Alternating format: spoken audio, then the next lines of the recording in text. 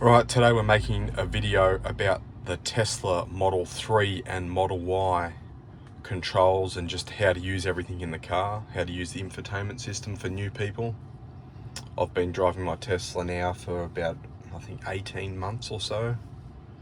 I'm loving it, but I do get a lot of questions from a lot of people about how things control and how everything on the screen works, so I'm just going to make a quick video, run you through some of it. It's not going to be a really in-depth video, it's just going to be a quick run through of all the features and how to control things in the car and what some of the settings are.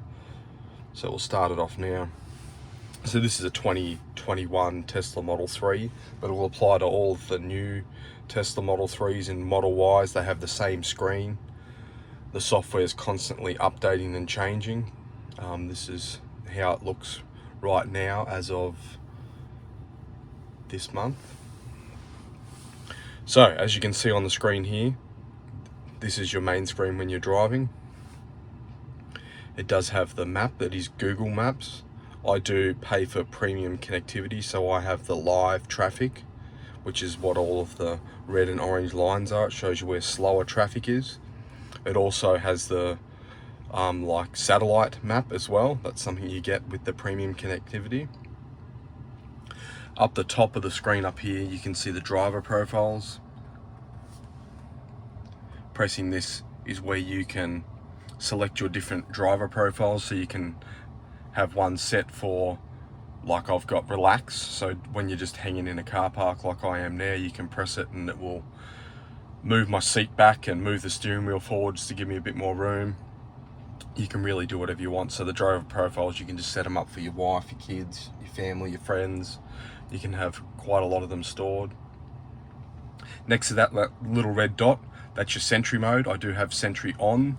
If you just tap it here, it will turn Sentry off, turn it back on again. That just means that when you're parked in a car park like this, the cameras that are around the car are constantly recording, and they don't actually record clips the whole time your car's parked, but they are constantly recording.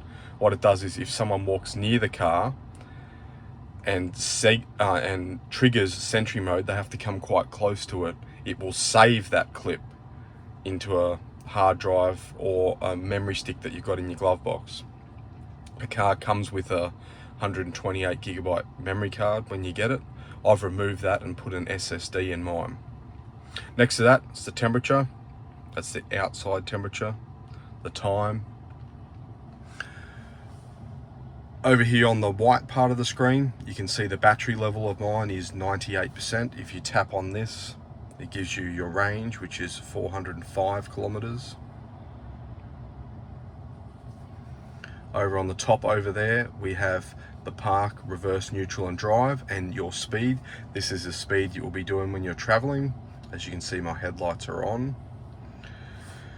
This is the control part of the car. As you can see, my doors right now are locked. You can tap on this and it'll unlock them. Same with to open and close the trunk.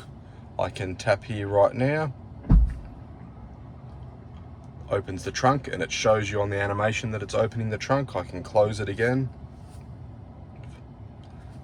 Sorry.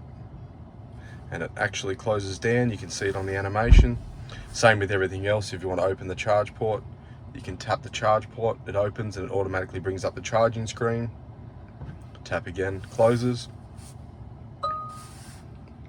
When you're driving, when you tap it into drive, which you do on this stalk just in here, if you put your foot on the brake and just tap this down all the way, it puts it in drive. You can see here on the screen, now it has your parking sensors. It also shows up the top up here, 60. That is the speed limit of the road that I'm in, and it will keep changing when you go into different areas. To put it back in park, button here on the end, just tap park on the end, puts the car back into park. So this is how you control the car moving. Simply tap down for drive, push the N for park, push all the way up for reverse. When you put it in reverse, you can see the cameras come up on the screen. The big one in the center at the top up there is your reverse camera. It's behind the car. These ones down here are either side of the car. You can see up just here and just here, that is your actual rear view mirrors on the side of the car. So it's pretty cool. When you put in reverse, you can see behind the car and beside the car. Makes it easy when you're reversing. Just put it back into park here. As you can see in the middle, there is no gear stick or anything here. Down under here, 2 wireless charging mats. Put a phone here and a phone here, and it wirelessly charges them.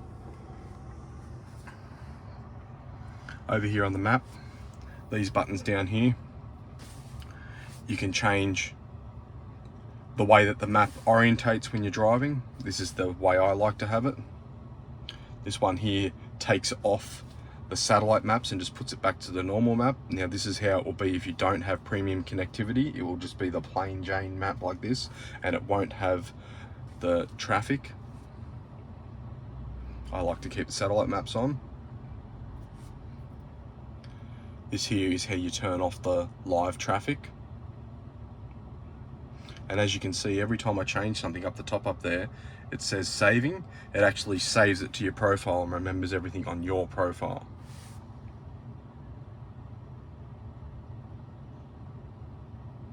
You can see it, saving it.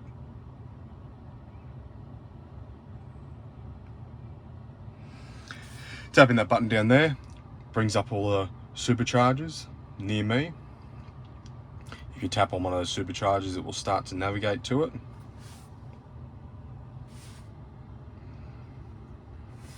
Alright, so now I'll go over here into some of these settings. This is your main control page. This is where you've got all your different settings for the car. It's not something you have to go into all the time. It's kind of set it up when you first get the car, and you rarely have to come back in here again. So up the top up here, these are your light controls. I simply leave mine in auto, and I don't ever have to touch it again. Just works like any other car. When it's dark enough, the lights come on. When it's bright, the lights are off. At the moment, I'm kind of sitting underneath a big tree and it's a bit overcast today, so my lights are on. But I just leave that in auto and I don't touch it. You can press this button here to fold your mirrors in and out, just like most cars. Child lock on and off, it's pretty self-explanatory. The window lock and the glove box. This is how you open the glove box. I do have a PIN code set on my glove box. So when I press the glove box button, I have to enter a PIN code to open it. It's just a bit more added security. I just put it on there because I can. You don't have to have a PIN code on it. It's a choice you can make when you're setting it up. I just chose to put it on there because why not? Underneath this is your wiper settings.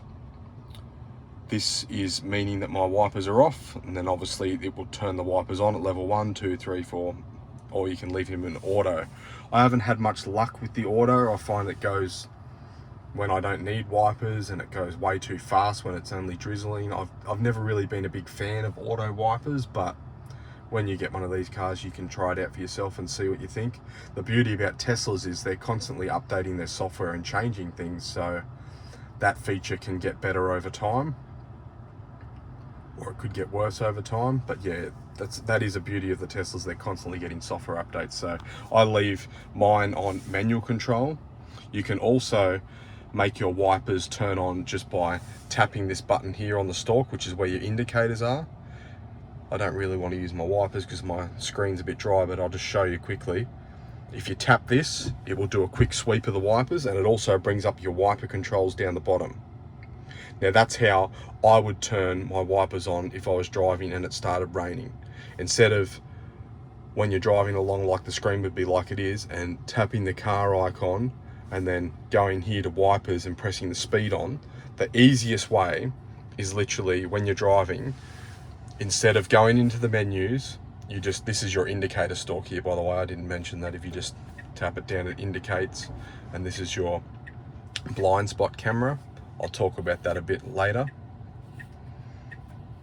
So on the indicator stalk, if you're driving along and it starts raining, the easiest way to turn your wipers on is just to tap this button here to do a sweep, and if it's only just lightly spitting, well then you can just leave it at that. It will just do the one swipe and won't do anything else again.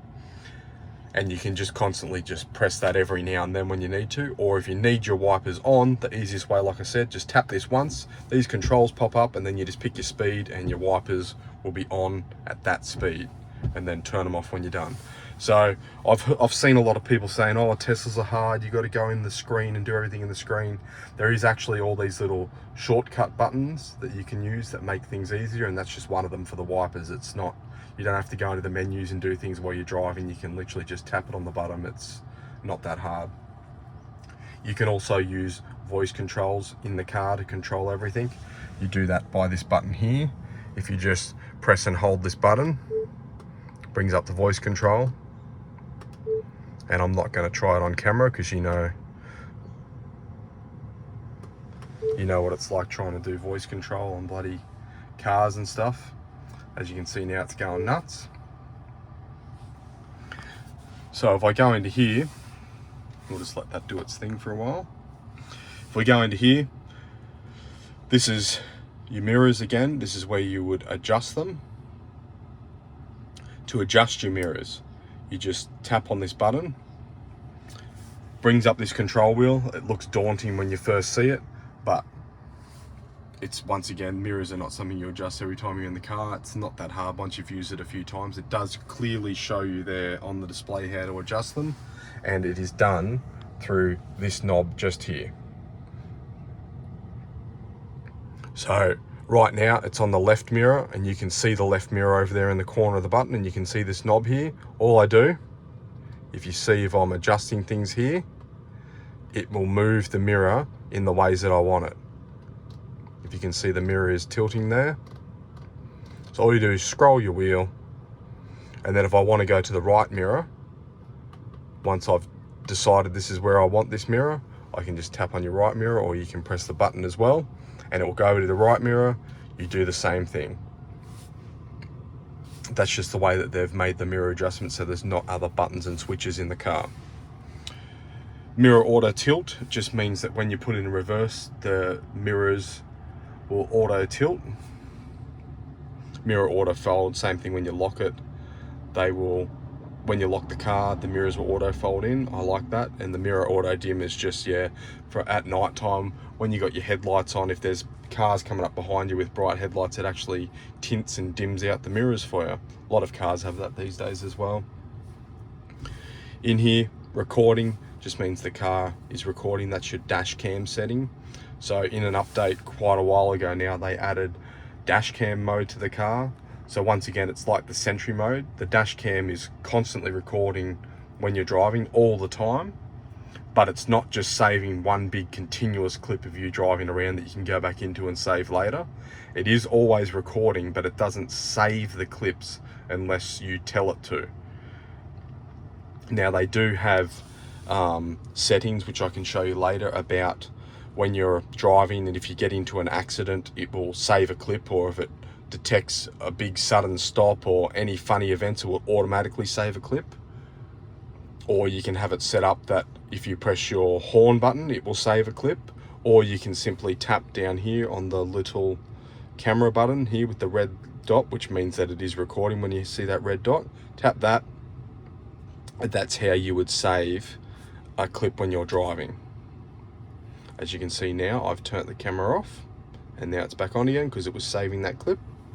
So, steering wheel, same deal as the mirrors. This is how you adjust your steering wheel, and it simply works with the knobs on here again. Scroll it, goes up and down. This is how you would adjust it. Slide in and out. Quite simple. You can play all around with it, then you can click save or press restore. It will go back to where I had it set. This is your brightness for your screen. I just leave it on auto and it automatically adjusts itself. Pedals and steering. Now on this page you can see this is just when you're driving. I always just leave it in standard. That just means it drives just like your normal car. If you put it in chill mode, it basically just makes the accelerator pedal less responsive. The car will feel like it's got a lot less power, it's a lot smoother. So if you're finding when you first get your Tesla you're struggling to drive it slower and smooth, and you're jumping or you're taking off way quicker than you want to, just turn it down to chill. It will be a lot slower, a lot smoother, and it may help you out. I've never needed to use that, I've always just left it in standard, but I'm sure there's some people that like to have it. Underneath it, steering mode, you can have it in comfort, standard or sport. Simply just means if you have it in sport, your steering feel is a lot heavier because it is electric steering in this, so you can just adjust it.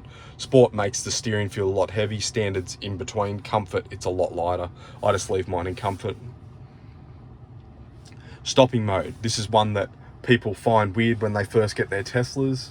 I really like it, but down here where you see stopping mode, the difference between them, if you have it on hold, when you're driving along, just say you come up to a set of traffic lights, you can slowly just pull your foot off the accelerator to slow down, and once you get to the set of traffic lights, you pull your foot off the accelerator and the car will automatically hold in place. It will put the brakes on for you.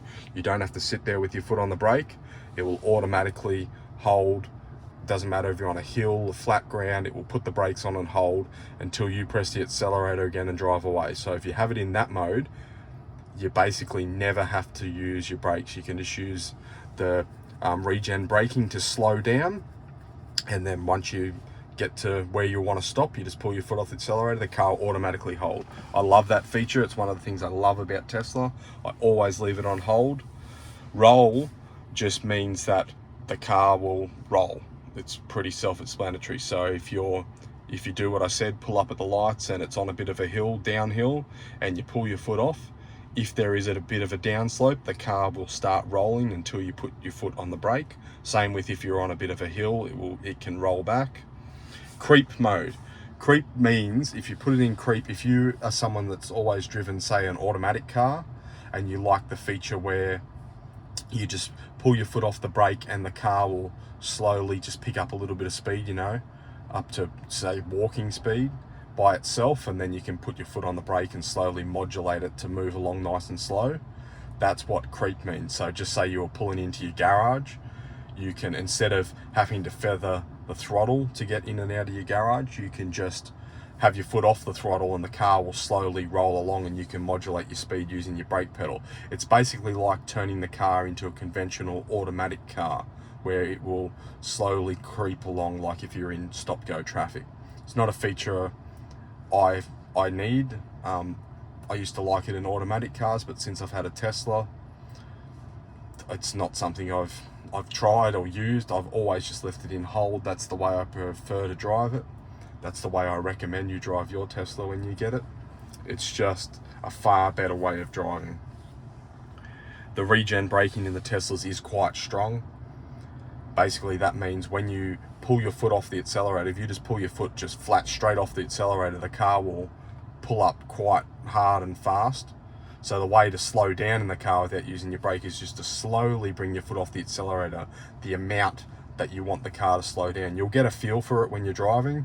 You'll just get used to, instead of just taking your foot straight off the accelerator and putting it on a brake pedal like you'd conventionally do in a car, you just slowly pull your foot off the amount that you want the car to slow down, and you'll feel the car slowing down. You get quite used to it, and I think it's a great way of driving. I rarely ever use my brake pedal, ever, in this car. It's only if someone pulls out in front of you or you need to stop quicker that you use the brake pedal. Other than that, I just use regen braking all the time and the auto hold function. Slip start, that is almost just like turning the traction control kind of off. It doesn't turn it fully off, but it turns it off enough that, just say you were on a bit of wet grass and the car was bogging down and it wouldn't move because the traction control was stopping you, you can turn that on and it will help you let the wheels spin a little bit to try and get you moving. Charging, this is your charging screen. It's not something you really need to go in and out of all the time. Once it's set, you forget it. Mine has the LFP battery in it, which is the lithium phosphate battery. That's why my charge limit is set to 100%. This is what Tesla recommends. If you wanted to move it, you can make it set that it will charge to this, but you can see that in my car it says we recommend keeping your charge limit at 100%. So that's because I have the LFP battery. If you have a Tesla that doesn't have the LFP battery, they recommend charging to 80 or 90% daily, just to look after the life of your battery. But mine is the LFP, so I leave it at 100 because that's what Tesla recommends. Open charge port, you can tap that, it will open and close the charge port. I don't have to do that because I have a Tesla charger, wall charger installed in my garage. I simply just press the button on the wall charger and it will open and close the charge port for you. Charge limits, I let the car automatically set that. You can have it on whatever you want. The higher the charge limit, the quicker the car will charge. My setup at home is only a 20 amp setup, so the car will automatically charge at 20 amps when I plug it in. Scheduled departure, you can set up a time that, say you're going to work and you're going to leave at 8:30 in the morning. You can set that up in the car and the car will automatically turn on, preheat the batteries, turn your aircon on and everything so you're ready to go. Last charging session, this is when you use superchargers. I never use superchargers, I only used it once just to try it out. But that's where it will show them.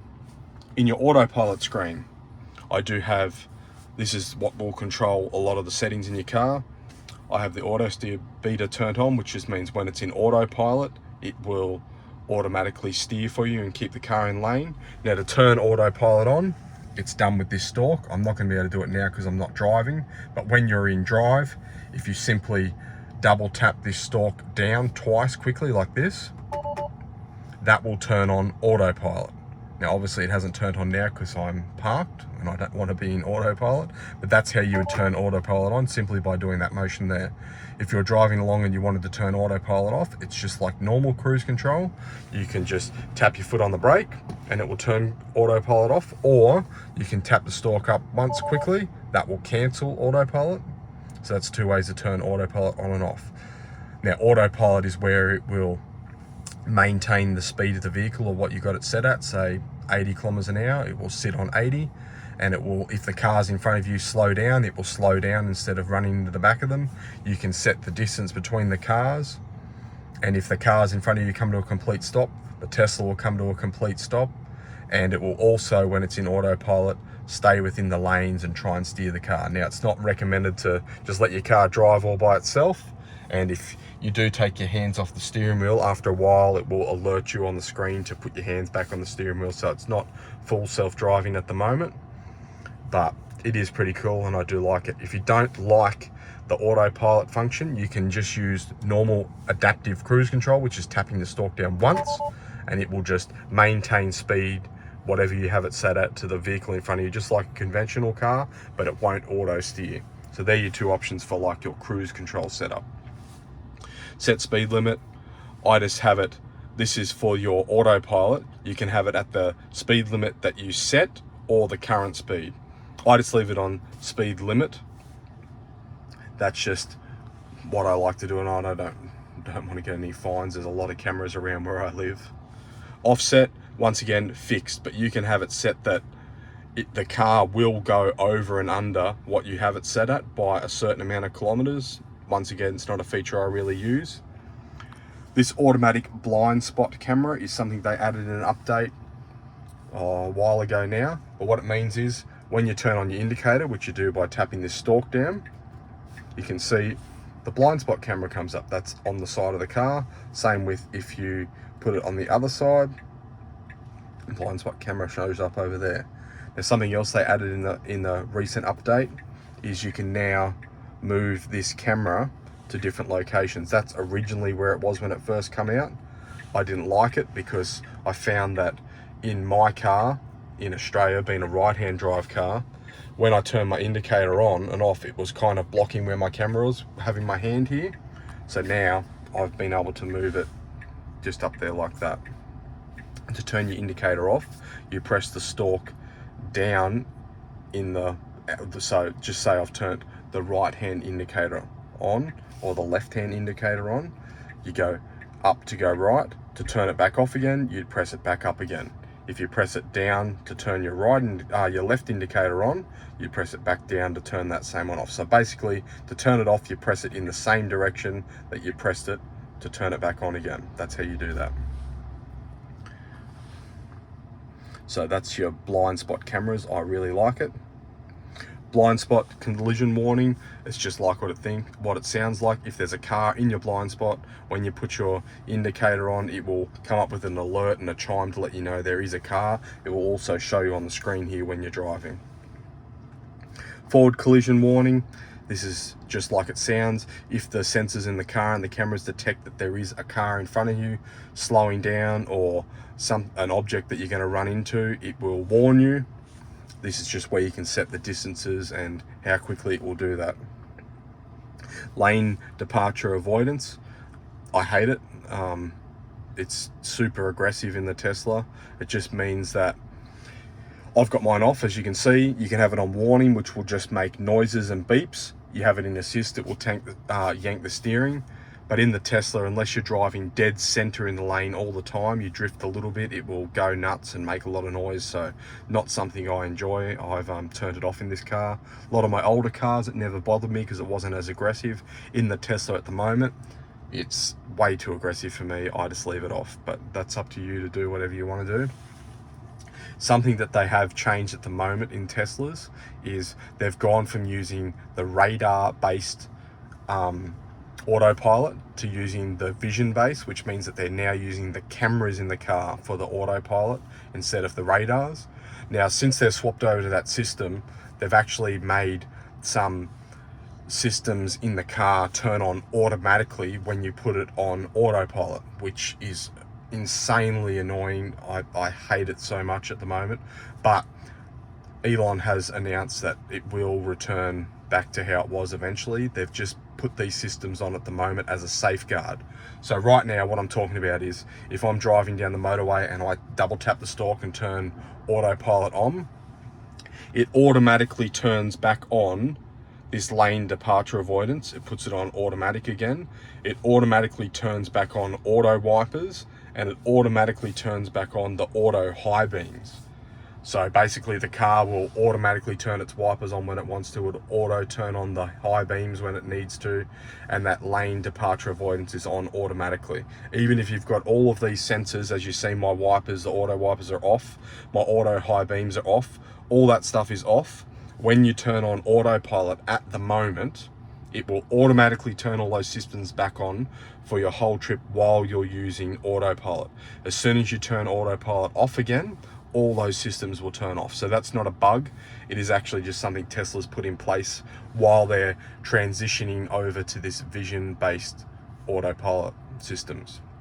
So that's something that's driving me nuts at the moment, because I really don't like the auto wiper function in Teslas. It doesn't seem to work very well. I've been driving to work in the morning and my wipers just automatically turn on and start going when it's not raining outside at all. Before it wasn't a problem because I just had my wipers off, but now if I've got autopilot on and the wipers decide to go nuts, there's nothing I can do other than turn autopilot off. So I can't wait until they've finished, getting this whole vision-based system up and running, and they can put it back to how it was. But if you get a Tesla and you're finding it's doing things like that, that is just a temporary thing. They will change all that with software updates in the future. Okay, so down here with some of these other ones. Emergency braking is basically what it sounds like. If you're coming up faster behind a car in front of you and they're slowed right down and you haven't realized, the car will put on the brakes in an emergency to stop you from running into something. Most new cars have that these days. Obstacle aware acceleration just means if you're pulling into your garage, slowing down, and it feels that you're getting close to a wall in front of you and you go to put your foot flat on the accelerator, it will know that there's something in front of you and it won't just give you full power and run into the wall. That's in theory. I haven't tested that one out, but you can test it out if you like. Traffic aware cruise control chime just means that when you turn on and off, it makes a noise.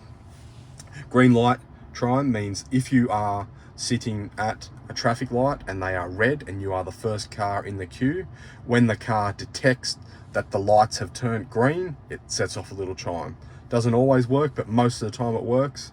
If you are distracted and looking around things in the car, when the lights turn green, it will give you a chime. It doesn't mean that you're meant to not look out the windscreen and see what's going on, but it is something to help if you are someone that likes to do things when you're sitting at the lights. If I go to locks, quite simple. It shows you all your key locks up the top. Child lock just works like any other car. You can choose which car to lock, unlock. Walk away door lock is how I have it set up. I use my phone as my key. So when I walk away from my car, the car automatically locks itself.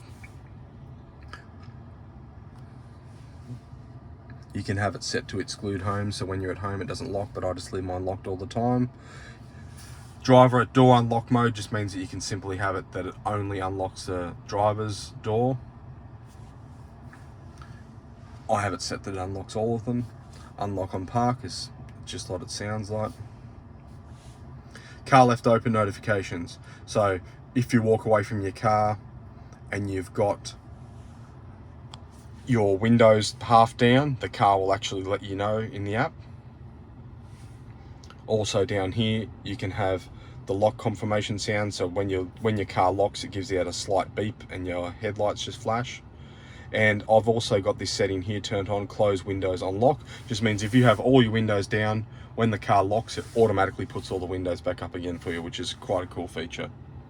Lights, this is where you'd turn on your auto headlights on and off. Like I said, I leave mine on auto, no problems with that. It works very well. I've never had any dramas with the auto headlights in a Tesla. Dome lights, also just leave them on auto. They come on and off as they want. Auto high beams, that's the feature that I don't like. Just simply means that when the car detects that there's not enough light or there's no vehicles around you, it would automatically turn your high beams on and off. It's hit and miss. At the moment it's not great. I don't like it in any car because it will sometimes turn the headlights on when there is a car in front of you, so you're automatically flashing your head, but it's just not a good feature. I don't like it at all. So I leave it off. But like I said, at the moment, when you put it in autopilot, it will automatically turn auto high beam back on. I despise it. I hate it. I can't wait till they fix it. Headlights after exit simply just means that when you get in your car, walk away, it will leave the headlights on for a certain amount of time. I don't need it, I don't turn it on. Steering wheel lights is just these little lights here. They light up. They're not very bright. I don't see why that's a feature that they'd had to have in there to turn on and off. I just leave them on. They don't bother anything. Display. This is where you can change what the display looks like. You can have it in light mode, which is in right now. You can have it in dark mode, which will just make the whole UI a black color, or you can leave it in auto, which is what I leave it in. So it's basically a white color during the day, and at night time it goes to a darker color. Brightness, I leave it in auto. It automatically adjusts the screen on and off to the brightness levels. I've never had a reason to change it. It's always worked well for me, so I just leave it in auto. Screen clean mode, simply you press that, it will lock the screen basically in a blank black screen with nothing on it. So you can wipe the screen down without changing settings, moving things around on the screen. And then to exit it, it has a little section on the screen. You hold your finger on it, exit it out of it, and then your screen will go back to normal. Touchscreen language, you can put it on your languages that you want. Voice recognition, navigation, all standard. This is just your regions where you live, what you'd have it on. I prefer 12-hour time. Energy, I prefer to have it on the percentage rather than the distance. Kilometers, miles, temperature. This is just all personal preference settings or where you live settings. Trips, this is basically your trip computer like you have in other cars. I don't spend too much time in here because I'm not too interested in it, but if you are interested in your last trips and places you've gone, it will tell you your distances and how much power you used. Something you can play around with if you're interested. Navigation, this is your settings for your navigation. Basically you can change the volume of the voice of the navigation. Automatic navigation, you can set up, I haven't played around with it too much, but you can have it automatically navigate to places in the mornings and afternoons when you go places. Trip planner, if you put in an address, say a long trip, and it knows that you don't have enough battery to make it, it will automatically route you to a supercharger, and it will tell you how long to stop there. It basically plans out your whole trip for you. Really cool feature. If you're going on road trips, it's very good. It's a great thing to have on. I recommend leaving that on for trips.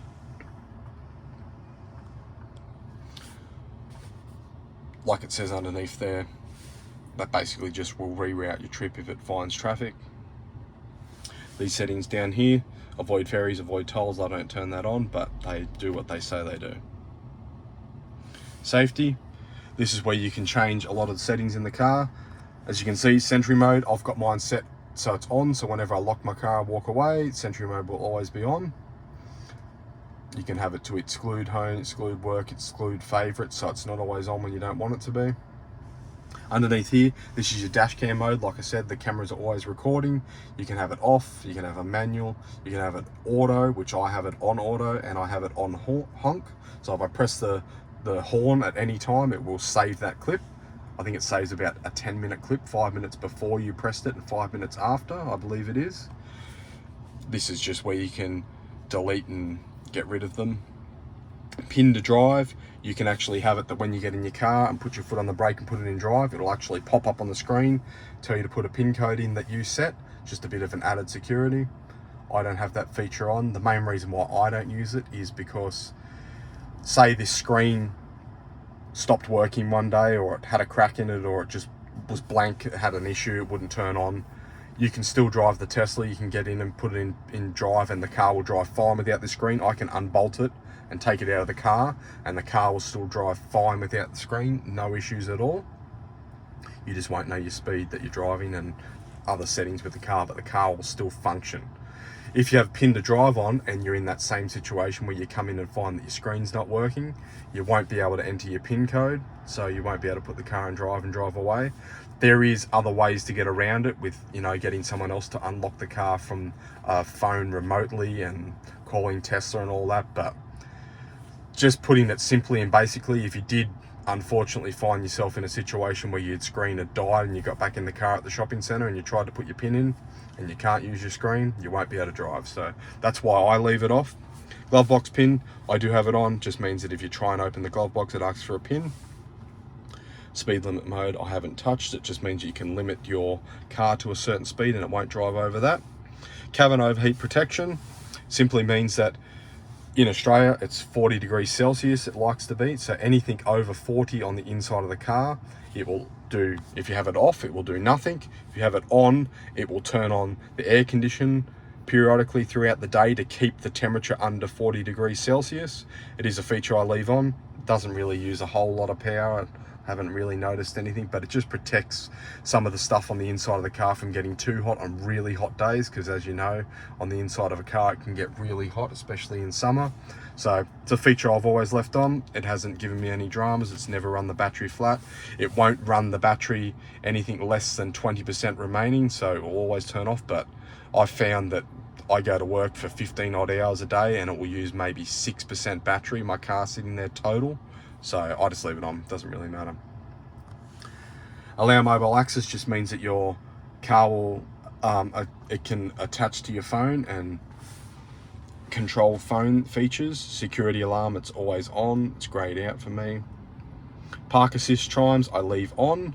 Just means that when you're coming up to things, it will beep and tell you where you are. I can show you that later on. Joe mode just simply means it turns all of the dings and dongs and beeps and everything in the car down to a quieter volume. Power off is how you power off the whole system. You press and hold it and then it will turn the car off. Service, this is where you see your tire pressures for all the car. It says Tesla recommends keeping them at 42 psi. Mine are a psi under at the moment. Mine are also quite cold. This is some other things you can get in the car. You can go into your owner's manual. We'll bring it up on the screen. You can go through it. Very cool that it's in there. Adjust headlights is simply how you would adjust your headlights, and it is just like what I was showing with the mirrors. This is how you would do it. I haven't played with that. I've just left it how it come from the factory. Car wash mode, very cool.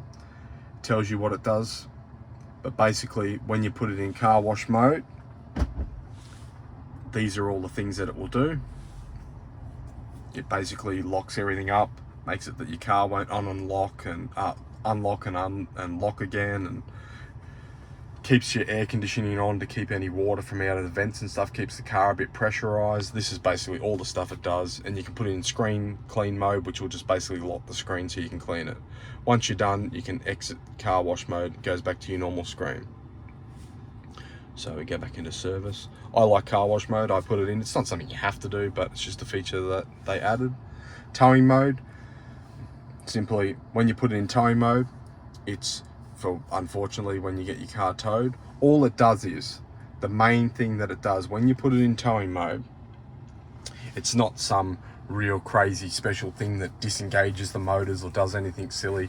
All it does is, with the car, the way it is now, whenever you get in and out of a Tesla, if I don't press any buttons in the car and just get out of the car and walk away, the car automatically puts its handbrake on and it puts itself in park. Now, there is no way of getting out of the car without that happening unless it's in tow mode. That's the main thing that tow mode does. So when you put it in tow mode, it will basically let your car sit there with no driver in it, put it in neutral and the handbrake off, and the car will roll forward and backwards. That's what it putting in tow mode does. So if you do have to be towed by a tow truck, you put it in tow mode, it just allows the car to roll freely to get on and off a tow truck. Where if you didn't put it on tow mode, once you get out of the car, they hook the car up on the tow truck and they try and pull it on, the handbrake will be on and it will be in park and they'll have to skull drag it onto the truck. That's what towing mode does. So if you are going to get your car towed, just put it in towing mode. Wheel and tire configuration. It's cool they've added this to this. Basically, you can change the size of your wheels. If you did go and buy some new wheels, you can choose the size of your wheel and it will automatically reconfigure your car's speedo and everything to do with it to that different tyre size. So mine is set on the 18s, but if I went and bought 20s, it will automatically reconfigure your car so your speedo's accurately reading for that size tyre. It also changes on the picture of your car to the type of wheels that you change. Really cool. I like it. Tyres, not something I've played around with. Notifications, it's where you're going to what your car has been telling you. This is all of the playing around I've done this morning, but it's basically any warning notifications you've had from your car. Camera calibration, it's if you've had cameras changed and stuff, this is how you'd calibrate them. I don't need to do it because I haven't done anything. Same with your seat and steering calibration. It's the same thing, just like what it sounds like. If you're having problems with your electric seat or your steering wheel being funny, you can put it into that and it will do the full range of movements at all and just calibrate and work out where it is, so it can do it itself. Clear browser data is literally what it sounds. It has a web browser in it. You can view the view websites in the car if you have premium connectivity. I've never used it, so I don't need to clear it. Factory reset will just reset all of your settings in the car back to factory. Wiper service mode simply just puts your wipers up into a area of the screen, sort of up in the middle of the screen, where you can get your hands onto them easier and change out your wiper blades. Software, I'm not going to go into that menu because that has some of the details of my car, but that just shows you like your VIN number and your distance traveled and some settings about your car in the software area, and that's where you'll see if you've got updates. So to get in and out of screens, like on this right now, I can tap the car icon, it brings up the settings menu like we've just been in. These are all the different side settings. If you tap the car again, it brings that screen down and away. You can also drag from the top of the screen and just swipe it down. Down the bottom down here, these are different settings that you can have. They've made this now that it's a bit more customizable. Over here on the side, volume control, you can tap, move it, volume up and down. You can also slide it with your finger. You can also use the wheel here and you can adjust, you can adjust your volume just by sliding this up and down. Also controlling your tracks, just like most cars. This is your climate control for the passenger side. This is your climate control for your passenger side, and this is the climate control for the driver's side. If I just tap on the climate control, it brings up the climate control menu. This is how you adjust where your airflow is. You slide your finger around, move it to where you want it. Once you have it set, it automatically saves it to your profile. Same for the passenger. Fan speed adjust, circulating air. This is your AC on and off. This is your heating for your windscreen and your rear window. This is turning the whole HVAC system on and off, as in fans, everything turn off. You can see that closed because I wasn't touching anything for a while. This is where you can change whether the car's blowing on your face, your feet, just like most other cars. You can also go to your rear vents over here. If you had the heated rear seats, you can turn them on and off here. You can turn your rear fan on and off from here. I don't really have people in the back seat of my car, so I don't really go into that screen too much. These ones over here on the side, scheduled. You can have it set that, say you leave at 3 o'clock in the afternoon to go home and it's always hot in your car. You can have it set that at 2:45, your car will automatically turn the air conditioning on, so your car's nice and cool for when you get in. Keep just means if you go down to the shops and you want to keep your air conditioning running when you get out and lock your car and walk away, you can do that. You just press keep. Your aircon will stay on the whole time you're away, so when you get back in the car, it's nice and cool. Dog mode, same thing. When you get out and walk away, it will keep the air conditioning in the car on, and it also has a message on the screen saying my owner's been away for 3 minutes, 4 minutes. It's got a timer counting, and it tells them the temperature of the car on the inside, just so people who are looking through the windows can see it's not burning hot in the car and the dog's nice and safe. I don't have a dog, so it's not a feature I use.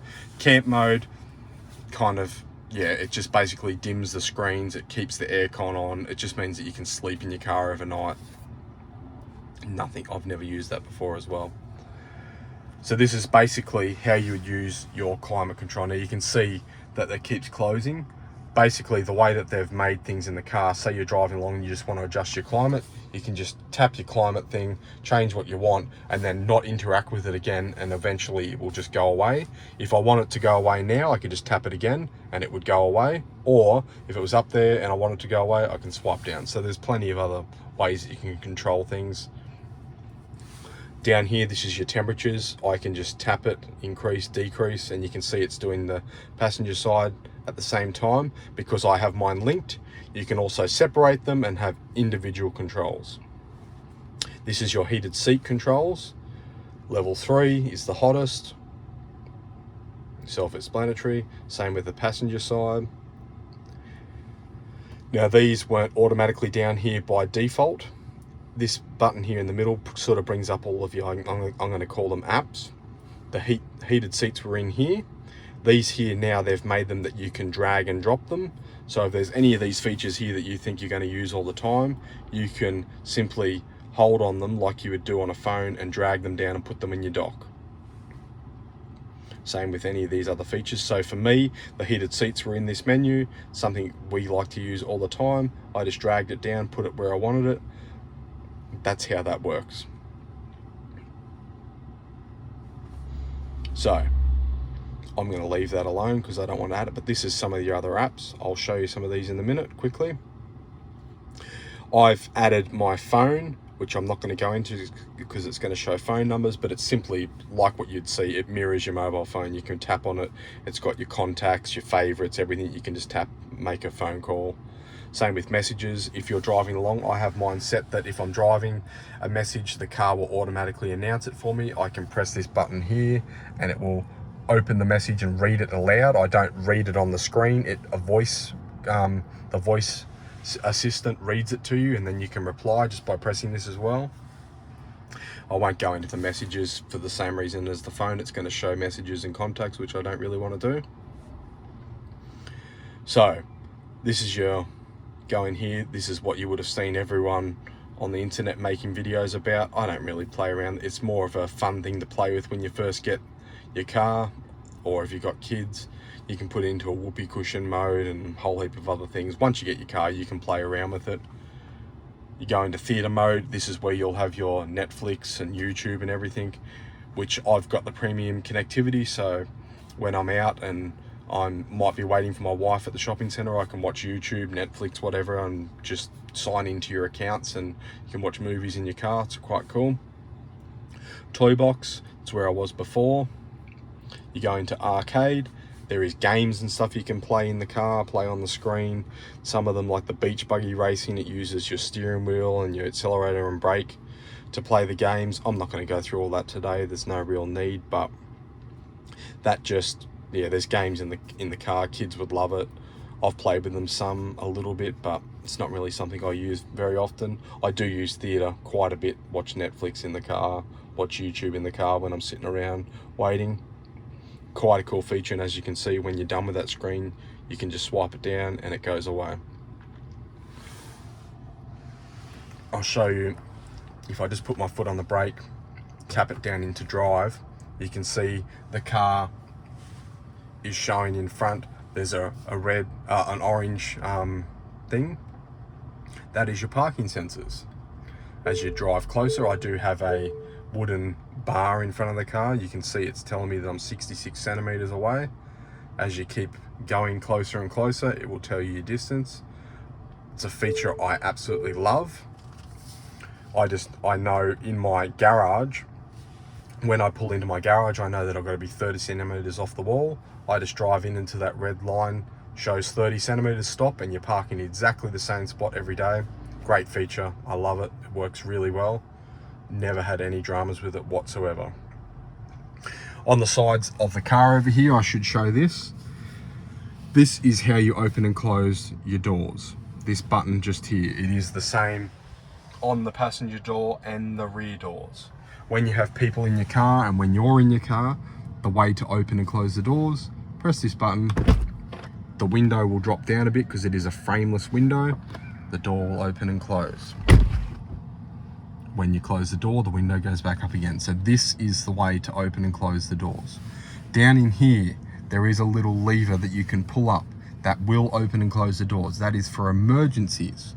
If you, for some reason, have no power in your car and you're stuck in here and you can't get out, you can pull this handle up and it will disengage the door and open it. But this is not the way you're meant to open and close the door. When you do it this way, it will come up with a message here on the screen saying that you may damage the car by using that. It's only for emergencies. What they mean by that, as you can see, when I press this button here, if I hold the phone back a bit, you press it, see how the window dropped down a bit? That's so you can open and close the door without the window being stuck into the window seal here. So basically, by pressing this, it drops the window and opens the door. When you pull this, being the emergency lever, the reason why the window doesn't drop is because you would only be using this in emergency, which means you've got no power, which means the window wouldn't drop anyway.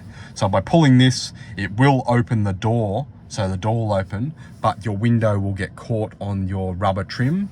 And if you do that every day over and over and over, it's going to wear out your trim. It's not going to be good for the window. That's why they give you the warning message. So it doesn't mean that you pull that and your car's going to blow up and your window's going to fall off and your door's going to fall off your car like an ejection seat. It doesn't mean that, but it's not recommended to open and close your door that way. So the best way to do it is, like I said, press the button here. Same on all the doors. It's got the button, press the button. That's how you get in and out. So that just gives you a quick overview of the car. Oh, well, no, it's not so quick. It's going to be basically an hour video by now, but there is a lot to go through. There is a lot more I can show you, but you know, how long do you want to make this video? I will make more videos about the Tesla in the future because I do get a lot of questions, and every time I take people in my car, there's a lot of questions people have of it. So I just made a quick overview for new people that don't know much about it, or only just picking up a Tesla or looking at buying a Tesla, just to show what some of these things do. There's a lot more you can learn about it, and I will make more videos in the future, but I just wanted to make a video to show some people. Another thing you can play around with when you get your Tesla is this button, like I showed. Holding it down will activate your voice control. You can use all the features in your car with voice control, like turning your headlights on and off, turning your wipers on and off. That's another way to turn your wipers on. You can press it and say, turn on the wipers. You can change the speed of your cruise control. You can change the temperatures of your air conditioner. You can open and close the glove box. There's lots of things you can do. I do use the voice controls. Not all the time, but it is nice to have them there. It works most of the time. It's like any voice assistant. It's not 100% accurate. Sometimes it's gonna hear background noises and do something stupid, but most of the time it works. I'm reluctant to try it on camera, because you know what it's like when you try and make a video with things like that on camera, it always stuffs up. But basically you press and hold the voice control, open glove box. As you can see, it's popped up with the pin, because I do have the pin to open my glove box. If I put my pin in now, the glove box would open. If I press and hold the voice control button right now, set the air conditioner 25 degrees. And there you go. Perfect example of didn't understand. I'll try something else. Set the fan speed 10.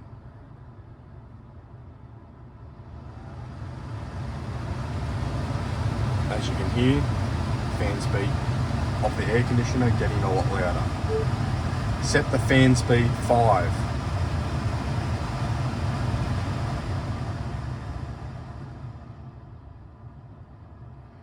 So you get a bit of an idea. If there's something in the car that you'd like to see whether you can use with voice control, just give it a go. Just press that button and tell it to turn the wipers on, and it will turn the wipers on. So if there's anything you're thinking, oh gee, I wonder if I can control this with voice control, just try it. That's the way to do it. Just hold down your button, say what you think it might be, and more than likely you'll be able to control that with your voice. So once again, people have always said that don't have Teslas, oh, it's distracting using the screen, you have to look at the screen when you're driving. Most of the features in the car that you need to change, like turning your wipers on and off and things like that, adjusting your air conditioning, you can do all that without even looking at the screen while driving, just by using your voice. So you can still be looking out the windscreen, press one button and say a voice control, and it will change that for you. It doesn't work all the time. Most of the time it works. If it doesn't work the first time you press it, I'm sure you press it again, generally it works the second time. Or like I've shown you, there is plenty of shortcuts to do those really important things that you need to do quickly, quite easily when you're driving. It's not as bad as everyone makes out. All right, that's just an overview of the car. I wouldn't say it's quick, but there is a lot to run through. I'll make more videos in the future. If there's anything else you want to know about it, leave a comment down in the bottom and I will get back to you. And if there's anything else you want to see, let me know in the comments and I can make some more videos. I'll talk to you next time.